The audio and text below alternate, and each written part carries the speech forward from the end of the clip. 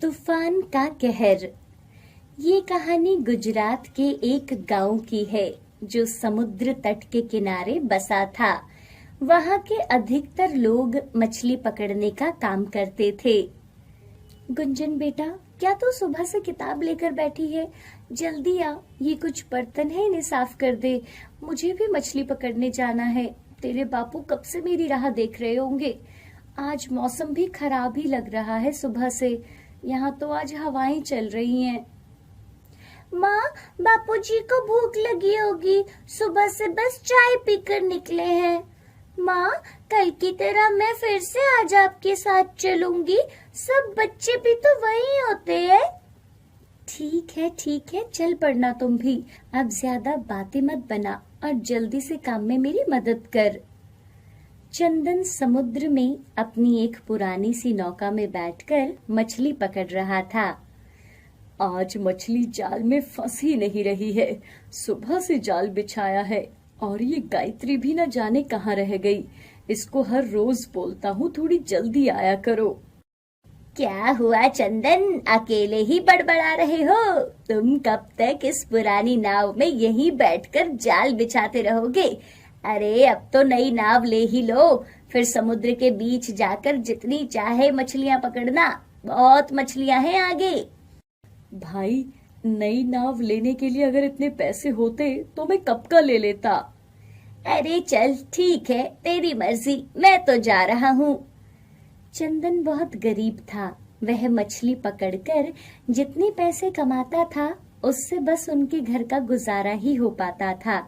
चंदन की नाव बहुत पुरानी थी, जिसे वो पानी में बहुत आगे नहीं ले जाता था। उसके पास इतने पैसे भी नहीं थे कि वो नई नाव खरीद सके। चंदन की एक बेटी थी, गुंजन, जो अभी 13 साल की थी और वो पास के ही स्कूल में पढ़ती थी। स्कूल की छुट्टी होने पर वो अपने माँ बाप के साथ मछली पकड़ने जाती थी। तेरे बाबा के लिए खाना डब्बे में रख लेती हूँ, नहीं तो फिर भूल जाऊंगी और वो वहाँ पे गुस्सा कर रहे होंगे। सब मर्दों की औरतें कब से वहाँ पहुँच गई होंगी और मेरा तो घर का काम ही नहीं खत्म हो रहा है। माँ, मैंने सारे बर्तन धो दिए हैं, चलो अब चलते हैं। गायत्री और गुंजन समुद्र के किनारे चले जाते हैं। वहाँ चंदन पहले से ही मछली पकड़ रहा था। अरे आने में कितनी देर लगा देती हो, मैं कब से इंतजार कर रहा था। लो, अब तुम भी जल्दी से ये जाल पकड़ो। आज बहुत कम मछली जाल में आ रही है। वहाँ पर सब लोग मछलियाँ पकड़ रहे थे और कुछ लोग तो मछलियाँ पकड़कर जा भी चुके थे। गायत्री, मुझे ऐसा लग रहा है कि पानी का स्तर बढ़ रहा है। लेकिन आज तो यहाँ बारिश हुई नहीं, अभी तो बस बादल ही छाए हैं। हाँ बाबा, देखो ना, पानी में झाग के बुलबुले भी बन रहे हैं। मेरी टीचर ने बताया था कि जब पानी में झाग के बुलबुले बनते हैं तो पानी में सुनामी आती है। हमें जल्दी से यहाँ जाना होगा। लगता है आज पानी में तूफान आने वाला है। ऊपर से आज बहुत कम मछलियाँ पकड़ पाया हूँ। न जाने ये सब क्या हो रहा है। तभी अचानक पानी और तेजी से बढ़ने लगता है। कुछ नाव किनारे की तरफ आती हैं। अरे पानी से बाहर निकलो जल्दी, पानी की लहरें तेज हो रही हैं। हमें जल्दी ही पानी से बाहर जाना होगा। पानी सच में तेजी से बढ़ रहा है। आप जल्दी से चलो, सब लोग बाहर निकल रहे हैं। चंदन अपनी नाव को किनारे की तरफ ले जा रहा था, लेकिन पानी की लहरें बढ़ती जा रही थी और नाव बहुत पुरानी होने के कारण समुद्र की तेज लहरों में नहीं चल पा रही थी।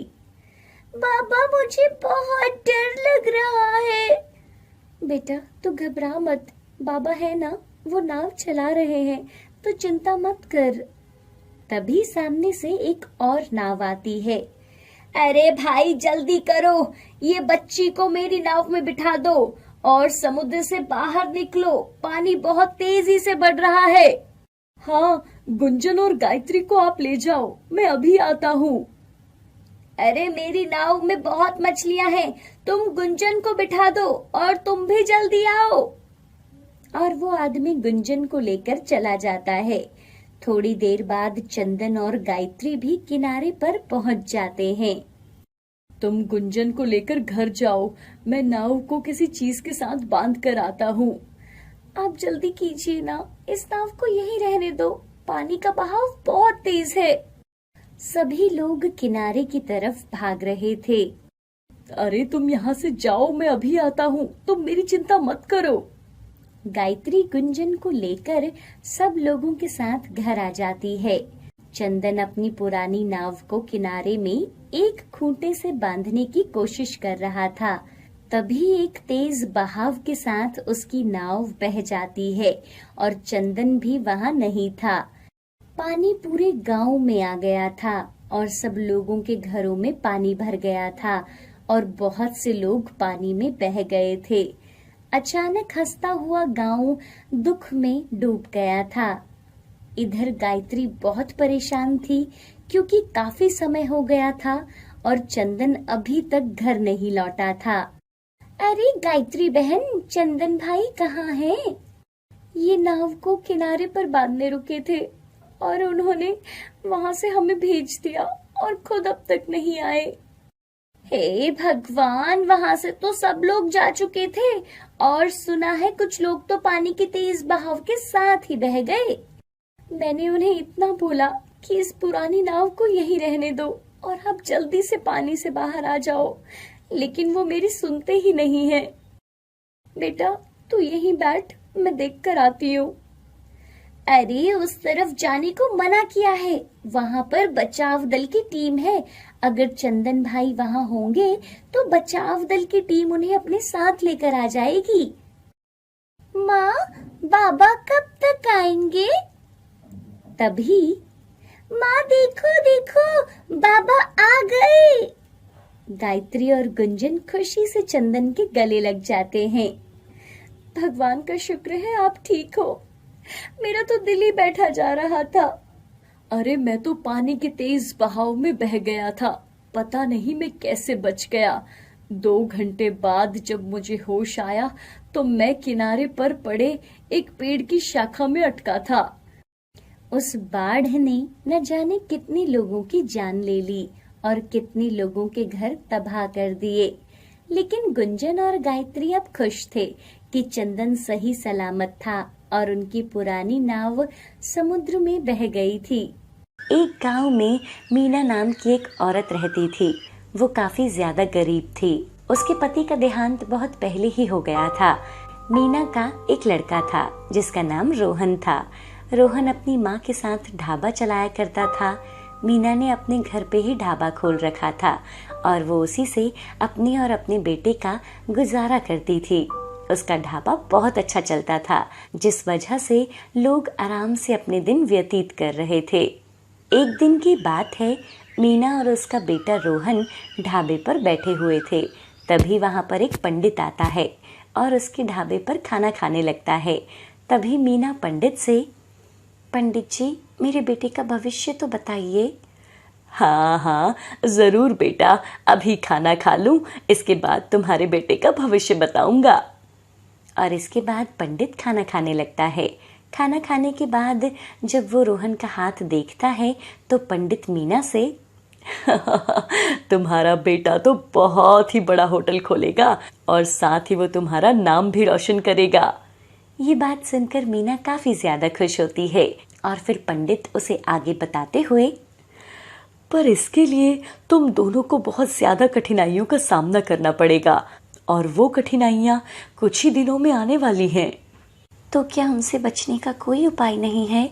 यदि तुम उन कठिनाइयों को उपायों के द्वारा दूर करोगी तो वो फिर आएंगी, पर यदि तुम उनका डटकर सामना करोगी तो फिर वो तुम्हारी जिंदगी में कभी वापस नहीं आएंगी। तभी अचानक आसमान में काले बादल आने लगते हैं, जिन्हें देखकर पंडित मीना से, इस बार तो भारी वर्षा का योग बन रहा है। इस साल बहुत ज्यादा वर्षा होगी। मुझे तो कुछ समझ में नहीं आता कि मैं क्या करूं, क्योंकि यदि इस बार बहुत ज्यादा वर्षा हुई तो सब कुछ तबाह हो जाएगा। अच्छा बेटा, तुम और अपने बेटे का अच्छे से ध्यान रखना। ये कहकर पंडित वहां से चला जाता है। पंडित के जाने के बाद मीना अपने बेटे रोहन से, बेटा रोहन, ढाबे का सामान अंदर रखो क्योंकि मौसम खराब होने वाला है। ठीक है माँ, मैं अभी ढाबे का सामान अंदर रख देता हूँ। और इसके बाद रोहन अपने ढाबे का सामान अंदर रखने लगता है। उस दिन बारिश तो नहीं होती, पर लोग वहाँ आराम से अपना ढाबा चला रहे थे। लेकिन अगले दिन जब मीना और रोहन उठते हैं तो उन्हें हल्की हल्की बारिश होती हुई मिलती है। उसे देखकर मीना अपने बेटे रोहन से, अरे आज तो बारिश शुरू हो गई है, हमें आज नाश्ते में कचौड़ियाँ बनानी चाहिए, इससे हमारी बिक्री खूब होगी। हाँ माँ, आप बिल्कुल ठीक कह रही हैं। और ये कहकर वो लोग कचौड़ियों की तैयारियां करने लगते हैं। धीरे धीरे उनकी दुकान पर ग्राहक भी आ जाते हैं और अब सब कुछ सही चल रहा होता है। तभी अचानक से तेज बारिश होने लगती है, जिससे घबराकर मीना अपनी दुकान का सामान अंदर रखने लगती है और वो सारा सामान घर में ऊंची जगह पर रख देती है। उस दिन पूरे दिन बरसात होती रहती है, जिसे देखकर मीना और रोहन काफी ज्यादा परेशान हो जाते हैं। धीरे धीरे बरसात बढ़ती जाती है, वो रुकने का नाम ही नहीं ले रही थी। पूरे गांव में पानी भरने का आसार हो जाता है, जिससे गांव वालों को काफी ज्यादा परेशानी होती है। इस पर मीना अपने बेटे रोहन से, अरे ये बारिश तो रुकने का नाम नहीं ले रही है और अब तो घर में भी पानी भरने लगा है। यदि ऐसे ही रहा तो हमारा सारा सामान खराब हो जाएगा। हाँ माँ, आप बिल्कुल ठीक कह रही हैं। ये बारिश तो रुकने का नाम ही नहीं ले रही है। पंडित जी ने बिल्कुल सही कहा था कि इस बार बहुत ज्यादा बारिश होगी। हाँ बेटा, तुम ठीक कह रहे हो, मुझे भी ऐसा ही लगता है। और बारिश लगभग 2 दिनों तक लगातार होती रहती है। और जब बारिश बंद हो जाती है तो मीना देखती है कि उसका ढाबा और घर आधे पानी से भर चुका था, जिसकी वजह से वो काफी ज्यादा दुखी हो जाती है और वो अपने ढाबे से पानी बाहर निकालती है तो देखती है कि उस गांव में भी पानी बहुत ज्यादा भरा हुआ था और सभी लोग पानी निकालने की कोशिश कर रहे थे, जिसे देखकर मीना अपने बेटे रोहन से, चलो बेटा, हम लोग भी अपने घर और ढाबे से पानी बाहर निकालते हैं। और फिर वो दोनों अपने घर और ढाबे से पानी निकालने लगते हैं। फिर जब ढाबे से पानी निकल जाता है तो वो लोग फिर से अपना ढाबा शुरू कर देते हैं। इस बार उन्होंने अपना सारा सामान ऊंचे पर रखा था, क्योंकि पानी अभी भी गांव में भरा हुआ था। और इसी तरह कुछ दिनों बाद बारिश का मौसम चला जाता है और सब कुछ पहले के जैसे ठीक हो जाता है। अब इन दोनों का ढाबा बहुत अच्छा चलने लगा था और वो खुशी खुशी अपना जीवन व्यतीत करते हैं। ये कहानी है मुंबई के चौल एरिया में रहने वाले एक गरीब परिवार की, जहां शीला अपने शराबी पति राजू और 7 साल के बेटे गुड्डू और 5 साल की बेटी गोलू के साथ रहती थी। रात का समय था और सब अपने अपने घरों में सो रहे थे। पानी की आवाज सुनकर शीला की नींद खुल जाती है। वो देखती है कि घर में हर जगह छत से जगह जगह पानी टपक रहा था और गुड्डू का बिस्तर एक साइड से गीला हो गया था। हे भगवान, जहां से देखो वहीं से पानी टपक रहा है। शीला जल्दी से रसोई में जाती है और कुछ बर्तन लाती है। फिर जहां जहां पानी टपक रहा था सब जगह बर्तन रख देती है। लगता है मानसून की शुरुआत हो गई है। सोचा था इस पहले से ही घर की मरम्मत करवा लूंगी, लेकिन देखो ना, अब तक नहीं करवा पाई। शीला का पति राजू पूरा दिन शराब के नशे में धुत रहता था। वहीं शीला लोगों के घरों में काम करके जो पैसे लाती थी उसी से घर का खर्च चलता था। हे भगवान, पता नहीं ये बारिश कब बंद होगी। शीला को उसके बाद नींद नहीं आती और ऐसे ही सुबह हो जाती है। सुबह तक मौसम ठीक हो जाता है। माँ, रात को बारिश हुई थी? अरे और नहीं तो क्या, तुम्हें दिखाई नहीं दे रहा क्या? हर जगह से पानी गिरा हुआ है। आज शाम को आकर मैं बाजार से कुछ सामान ले आऊंगी ताकि छत को ठीक कर लूं, नहीं तो बरसात में जब ज्यादा बारिश होगी तो बहुत दिक्कत हो जाएगी। माँ, मुझे भी आपके साथ जाना है। अपने पिता को उठा देना, मैं अभी जा रही हूँ बेटा। शीला अपने दोनों बच्चों को खाना खिला देती है और खुद काम पर चली जाती है। ये सब बातें वहीं बिस्तर पर लेटा राजू सुन लेता है। शीला के जाते ही राजू उठता है और सब सामान संदूक से बाहर निकालने लगता है। पापा, आपको क्या चाहिए? अरे कुछ नहीं, तुम दोनों बाहर जाकर खेलो। राजू पागलों की तरह सामान को इधर उधर फेंक रहा था। कुछ देर के बाद उसे कुछ पैसे मिलते हैं। मिल गए, यही तो ढूंढ रहा था मैं कब से। वाह, सब मिल गए। राजू वो सारे पैसे लेता है और एक शराब की दुकान पर जाकर शराब खरीद लेता है। दूसरी तरफ शीला भी शाम को काम खत्म करके घर आती है और देखती है कि पूरा घर तहस नहस हो रखा था। हे भगवान, ये सब क्या हालत बना रखी है घर की। माँ, ये सब पापा ने फैलाया है, वो कुछ ढूंढ रहे थे। हाँ, मेरे पैसे नहीं, मेरे पैसे नहीं, ऐसा नहीं हो सकता। शीला देखती है कि जिस पोटली में उसने कुछ पैसे बचाकर जमा किए थे, वो सारे पैसे राजू ले जा चुका था। शीला की आंखों में आंसू आ जाते हैं। भगवान, मैं क्या करूं इस इंसान का।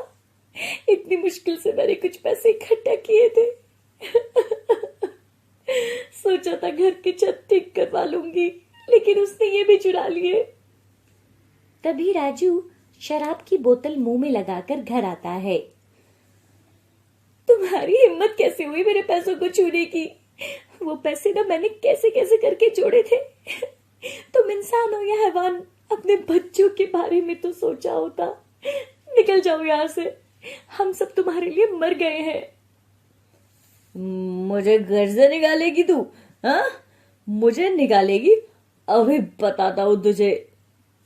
राजू शराब की बोतल शीला के सर पर मारता है। देखते ही देखते शीला के सर से खून निकलने लगता है। मार दो मुझे तुम, हर घर भी कह सकते हो। माँ, खून! माँ, आपके सिर से तो खून आ रहा है। पिताजी, आपने ये क्या किया? गुड्डू वहां पड़ा एक डंडा उठाता है और अपने पिता के ऊपर मारने लगता है। जाओ आप यहाँ से, नहीं हो आप हमारे पापा। जाओ यहाँ से, नहीं तो मैं आपको मार दूंगा। राजू वहां से चला जाता है। बच्चे अपनी माँ को पानी पिलाते हैं। ऐसे ही दिन बीत रहे थे। राजू कुछ दिनों से घर नहीं आया। एक सुबह जब सब सोकर उठते हैं तो देखते हैं कि मौसम खराब था। बारिश के साथ तेज हवाएं चल रही थी और चारों ओर बिजली चमक रही थी। माँ, आप आज काम पर जाना रहने दो ना, मौसम बहुत खराब है, हमें अकेले बहुत डर लगता है। बेटा, काम पर नहीं जाऊंगी तो हम खाना कैसे खाएंगे? तुम दोनों हो ना साथ में, मैं जल्दी घर आ जाऊंगी। शीला बारिश में ही काम पर निकल जाती है और कुछ ही देर बाद मूसलाधार बारिश शुरू हो जाती है और कुछ ही घंटों में सड़कों में पानी भर जाता है। इधर शीला कैसे भी करके काम पर पहुंच जाती है। अरे शीला, बाहर इतनी बारिश हो रही है, तुम यहाँ आज क्यों आई? अरे आज रहने देती। मैडम जी, वो आज महीने का आखिरी दिन है और पता नहीं ये बारिश कितने दिन तक चलेगी। घर पर राशन भी खत्म हो गया था, सोचा काम पर आ जाती हूँ और इस महीने की पगार मिल जाएगी तो अच्छा होगा। इधर शीला के घर के बाहर सड़क में पानी भरने के कारण उनके घरों में पानी आ गया था। गोलू, तू जा, उस चरपाई पर जाकर बैठ जा, मैं बाल्टी से पानी बाहर निकालता हूँ। नहीं भैया, मैं भी आपकी मदद करती हूँ। दोनों बच्चे बर्तनों में पानी भरकर घर से बाहर निकालने लगते हैं। इधर शीला को अपने बच्चों की चिंता हो रही थी। इधर मालकिन अंदर जाती है और शीला की 1 महीने की पगार लेकर आती है। शीला पैसे एक पन्नी में रखती है और घर के लिए निकलने लगती है। बाहर बहुत तेज बारिश हो रही थी। अच्छा सुन, थोड़ी देर यहीं रुक जा, बारिश कम होगी तो निकल जाना। शीला वहां रुक जाती है, लेकिन बारिश रुकने का नाम नहीं लेती। 2 घंटे बाद। मैडम जी, मुझे अब जाना होगा, बच्चे अकेले घर में परेशान हो रहे होंगे।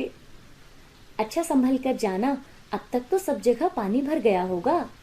शीला वहां से निकल जाती है। वो आगे जाती है तो सब गलियां पानी से भरी हुई थी। इधर तेज बारिश होने के कारण बहुत से पुराने और कमजोर घर टूट जाते हैं। शीला कैसे भी करके अपने घर पहुंचती है, और जैसे ही वो अपने घर पहुंचती है तो वो घर की हालत देखकर उसके पैरों तले जमीन निकल जाती है। मेरे बच्चे, गुड्डू, गोलू, कहाँ हो तुम बच्चों? शीला, बच्चे मेरे साथ हैं और वो ठीक हैं। शीला बच्चों को अपने गले से लगाती है। तुम दोनों ठीक तो हो ना मेरी जान? तुम्हें पता है, मेरी जान निकल गई थी। भगवान का शुक्र है तुम दोनों बिल्कुल ठीक हो। माँ, वो पापा ने समय पर आकर हमें घर से बाहर निकाल लिया था। मुझे माफ कर दे शीला, मैंने तेरे और बच्चों के साथ बहुत गलत किया है, लेकिन अब मैं सब ठीक कर दूंगा। बच्चों की कसम, अब से मैं शराब की तरफ देखूंगा भी नहीं। उस दिन बारिश में चाहे सब कुछ बर्बाद हो गया था, लेकिन शीला को उसका परिवार वापस मिल गया। अब राजू ने मेहनत मजदूरी करना शुरू कर दिया और अपने परिवार का सहारा बना।